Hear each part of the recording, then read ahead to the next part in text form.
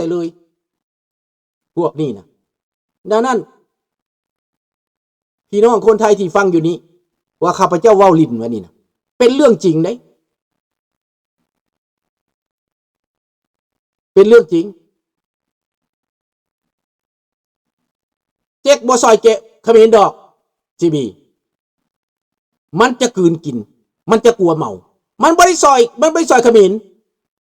มันจะยึดเอาเจ๊กนะมันเคยจะยึดแต่ก่อนแล้ว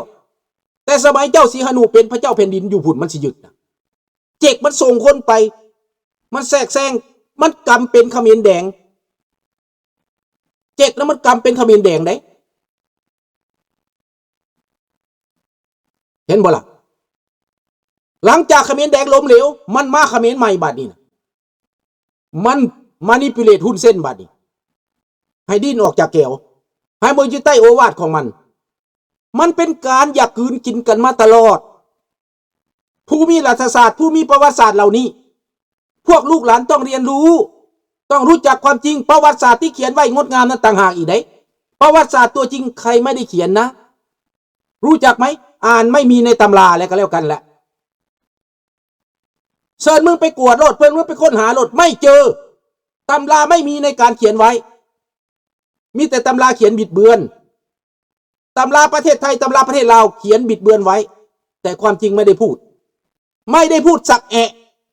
เข้าใจบ่ล่ะใครจะไปว่าความจริงเขาไปว่าความจริงมันก็เน่าเปะดิเขาก็เลี่ยงไปว่าแต่แนวมันดีว่าแต่แนวมันนั่นประวัติบ่มีผู้ใดดอกเขียนความจริงนั่น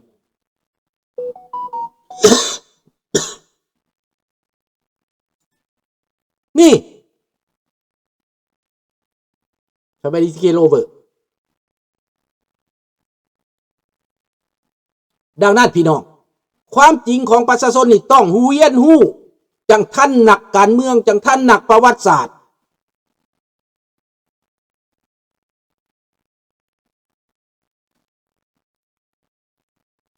มือนี่ฝ่ายราชจักรไทยเข้าเยี่ยมเสลิมไส้กรมสิทธิ์อยู่ลาวก็บ่ได้แตกต่างหยังมาเยี่ยมยามบักแก้วหัวขอดไปไหว้อะไรบักแก้วหัวขอดก็บ่ได้เป็นหยังเป็นเรื่องดิปโลมัตโอเคเป็นเรื่องการทูตแต่รู้เอาไว้บักกรมสิทธิ์กับแก้วหัวขอดบ่แม่นลาวเจ้าเสื้อบ่จะเห็นว่ามันแม่นลาวบ่บักนั่นน่ะมันบ่แม่นลาวเสื้อโลด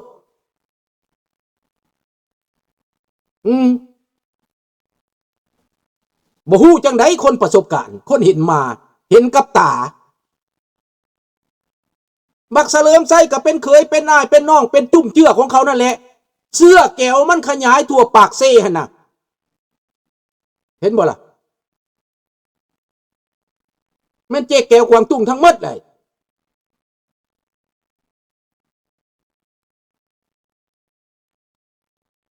ถ้ามันสวยไส้เจ๊กวางตุ้งได้มันก็ยึดประเทศไทยได้ความหมายของจิต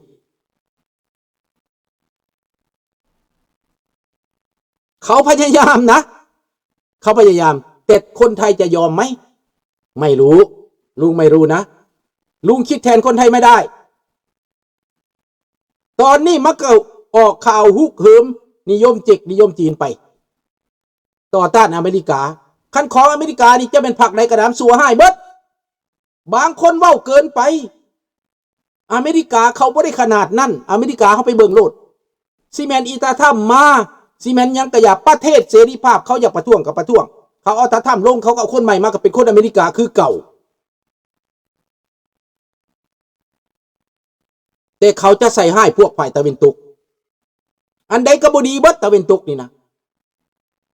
เจ๊กดีเบิดแก้วดีเบิดพวกเผด็จการดีเบิดเขาจะว่าแบบนั้นแม่นบ่ล่ะลองเบิ่งคันว่าบ่แม่นไปค้นคว้าเบิ่งพวกเจ้าไปศึกษาเบิ่งให้ดีคันประชาชนกับทหารไม่ยอมมันก็มีการเปลี่ยนแปลงในเวลาการเลือกตั้งนั่นแหละเวลาการเลือกตั้งนั่นแหละเลือกคนใดที่บ่แม่นคนที่ว่า ถ้าเลือกตั้งบ่ใส่เงินน่ะนะ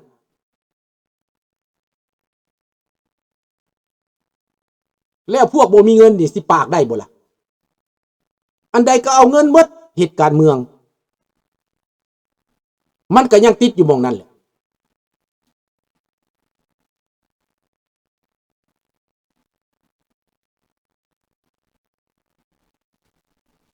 ดังนั้นพี่น้องเฮามาเบิ่งปรากฏการณ์โลกมันสิเปลี่ยนไปนี่นะมันสิเลือกทางใดดีเลือกทางดีทางถูกต้องพี่น้องฝ่ายใดก็อย่าถ้าบ่อยู่ในหลักการอันนี้แล้วมันบ่เอาคุณธรรมศีลธรรมสัจธรรมเห็นบ่ยุติธรรม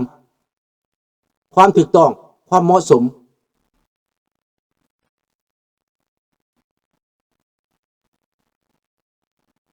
เดี๋ยวนี้เขามีอำนาจแก้วในลาวเดี๋ยวนี้นะตั้งแต่สมัยก่อนแก้วนะมาบ่งอหัวขึ้นได้เขาให้มันมีสิทธิ์ค้าขายมีสิทธิ์อยู่แต่บ่มีสิทธิ์ลินการเมืองบ่มีสิทธิ์เข้ามาแทรกแซงบ่มีสิทธิ์เข้ามาเป็นนายพลนายพันเพราะว่ามันเอาประเทศลาวไปเป็นประเทศแก้วอยู่แล้ว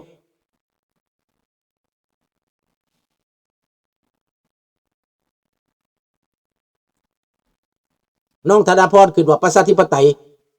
มันเป็นด้วยเงินบ่มันเป็นด้วยเงินแม่นบ่เห็นบ่ในประเทศที่เขาเป็นประชาธิปไตยแท้มาเบิ่งแคนาดาดิแบบของเขาแผนของเขาลุงมาเห็นแคนาดานี่ถือว่าเขาถือหลักการนี่สุดยอดลุงไปในทั่วโลกนี่นะเห็นว่าแคนาดานี่ถือหลักการเรื่องประชาธิปไตยนี่นะผิดแล้วได้ลาออกเองบ่นี้พยายว่าเขามีสปิริตพอสวัสดีโฮมเจ็กมันลุกลานเดี๋ยวนี้นะมันแตกข้อปีศาจแตกเมืองนะมันต้องแผ่มาหาเจ้าปีศาจมาญาติกันกินได้เมืองเจ็กนะมันแตกคอกแล้วนรกแตกแล้วมันเหลือแล้วมันล้นแหละมันก็บามาหาเจ้าที่รู้ว่าทุนจีนน่ะนะบางคนกว่าทุนสีเทาที่เนี่ยมันบ่แม่นทุนสีเทาทุนบักสีจิ้นผิงขยายอำนาจทั้งตรงและทั้งอ้อมจบ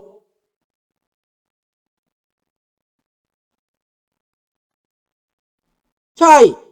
คนจริงเปล่าถือจีนเวียดนามล้วนแต่แข่งขันต้องการขยายอำนาจเขตเอเชียใต้โดยใช้แผ่นดินลาวเป็นที่มั่นใช่แล้วประเทศไทยทำไมไม่ใช่ประเทศไทยเป็นที่มั่นต่อต้านเผด็จการต่อต้านลัทธิคอมมิวนิสต์ล่ะลุงอยากบอกจังซี่แหละแต่มันบอกบ่ได้เพราะว่าเขามากวมแล้วเขาไปเห็นแล้วเขาไปเจอแล้วนะมันเป็นคนของเขามาปักหลักก่อนเขาส่งเขามาเรียนภาษาไทยมาอยู่นานมาอยู่จนเป็นคนไทยพุ่นน่ะแล้วคนพวกนั้นจะเคลื่อนไหวจุดเคลื่อนไหวอยู่แต่ในกรุงเทพมันเห็นบ่ล่ะแล้วคนพวกนั้นก็บ่ฮู้ฮ้อนฮู้หนาวเขาก็ไปหลงรัฐบาลลาวเขาก็ไปหลงรัฐบาลแก้วเขาก็ไปหลงคอมมิวนิสต์คนพวกนั้นน่ะอยากรู้จักก็ไปถามอีตาอดิศรเพียงเกตอันนี้อย่าไปว่าเขาเด้อเมืองลาวน่ะเขาดีของเขาได้จังซั่นจังซี่อดิศรเพียงเกตข่อยก็เห็นเจ้าอยู่อดิศรเจ้าก็ว่าได้อายุว่าซ้ำกับข่อยอยู่บ่เนาะท่านดร.อดิศรฟังเด้อฟังสุนทราเว้าเด้อข่อยเห็นเจ้าใดบ่แม่นข่อยบ่เห็นเจ้าใดข่อยเห็นพวกเจ้าตอนพวกเจ้าแตกเข้าป่าข่อยก็เห็นเด้อพวกเจ้าเด้อแล้วพวกเจ้าหลงคอมมิวนิสต์อีหลีหลงแท้ๆเสื้อลาวแดงแท้ๆพวกเจ้านั่นน่ะตาบอดหูหนวกแท้ๆความบ่เป็นธรรมกับคนเราเจ้าบ่เห็นแม้แต่นิดเดียวอดิศรขอโทษเด้อข่อยเว้าคนเดียวนี้ข่อยจะบ่เว้าคนอื่น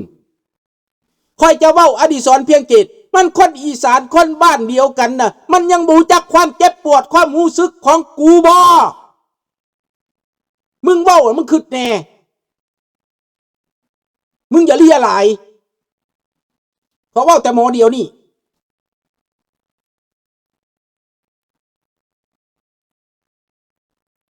เป็นนักการเมืองเป็นนักประชาธิปไตยพูดชัดรักชาติรักแผ่นดินรักแผ่นรักวัฒนธรรมแต่ความจริงแล้วไม่ได้รักคนลาวที่เขารักประชาธิปไตยเลยไปชอบลัทธิอิทธิพลแก้วประคำตายมึงได้ร้องให้นะไหมขอพูดสักหน่อย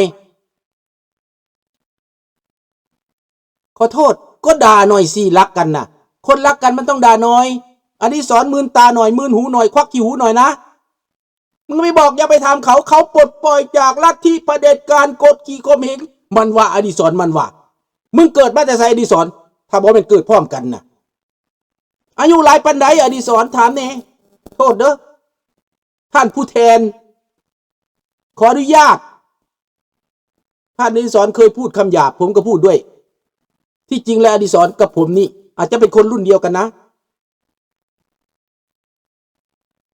ตอนอดีศรเข้าป่าผมก็รู้ตอนพวกนักศึกษาไปรับอาวุธอยู่ในประเทศลาวผมก็ยังอยู่ในประเทศลาวมาถามผมหน่อยสิใครไปรับอาวุธจะบอกไหมไปจากอำเภอป่าปากไปจากอุดรขอนแก่นไปรับปืนอยู่เซโนสวรรณเขตนั่นผมอยู่ที่นั่นให้นะมันบ่ละบักคำตายนั่นมึงไม่ได้ให้น้ำบ่ให้น้ำมันอยู่บ่อีพอมึงบ่นั่นน่ะแล้วบอกไปเบิ่งแน่ไปเบิ่งอีพอมึงตายนั่นน่ะอย่าไปเว้าเขาว่าซั่นย่านพิษใจมันไหลบอกยังมีอีบักหนึ่งอยากเว้าอยู่เดียวนี่บักบ่จักทีบนี่นะมีอำนาจเลยหลงบ่จักความถือความผิดเอาแต่ตัวเองคันอายุเท่ากันน่ะต้องรู้จักเป็นนักการเมืองมีโอกาสเป็นนักการเมืองผมเป็นนักการเมืองก็รู้จักเหมือนกันนะถ้าจะพูดความจริงน่ะเบื้องพื้นเพของคุณมาจากไหนคิดอย่างไรมาจากไสผมรู้หมดอย่าจะเอาดีใส่ตัวเองนะต้องเข้าใจว่าเผด็จการคอมมิวนิสต์ไม่ดีอดีศรอยู่ในลัทธิที่มีประชาธิปไตยอยู่ในระบบการปกครองที่มีพระมหากษัตริย์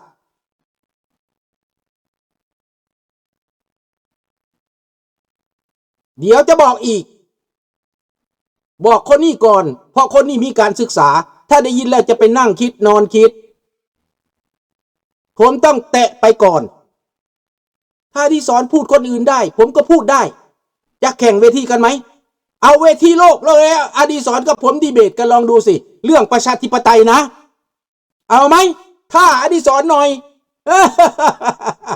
ผมไปเชียงใหม่มีครูคนหนึ่งบอกว่าผมคืออดีศรเอากันได้ไหมเจอกันไหมเรื่องประชาธิปไตยเอากันไหมไม่ได้ท่าตีท่าต่อยนะท่าประชาธิปไตยนี่นะ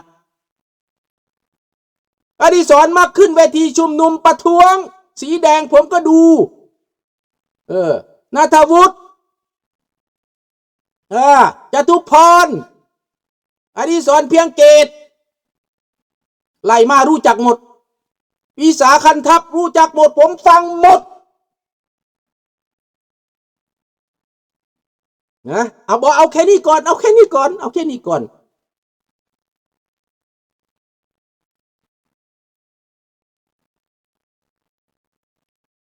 นายคู่มหาสารคามเฮาเล่าเว้าเก่งได้เราร้องเพลงก็เก่งลุงสุนทราก็เบิ่งเราฟังเราได้เมียลูกนี่ฟังทั้งคืนพวกแสดงประท้วงนี่แต่ว่าพวกนี้บ่จักคอมมิวนิสต์บ่อันนั้นบ่เว้าอันนั้นเฮาบ่เว้าเฮาฮู้อันนั้นเขาบอกว่าเฮาเว้าคนอีสานเฮานี่นะ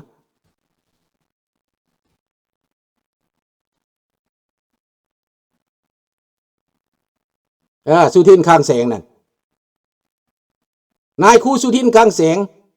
แต่ข้าพเจ้าบ่ได้อยากดีเบตกับสุทินเด้สุทินเรายังสุขุมเด้แต่อดีศรนี่นะบอกว่าอย่าไปเว้าคอมมิวนิสต์อย่าไปเว้าเขาเขาปลดปล่อยจากนั่นจากนี่เพิ่นเว้านะเพิ่นออกความเห็นมาตลอดอยากดีเบตกับอดีศรนี่ติดต่อให้ได้บ่ดีเบตออกเวทีนี่นะมาลุงสุนทราบ่มีความรู้บ่ได้เป็นนักการเมืองดอกนะแต่เป็นคนที่ประสบความจริงน่ะ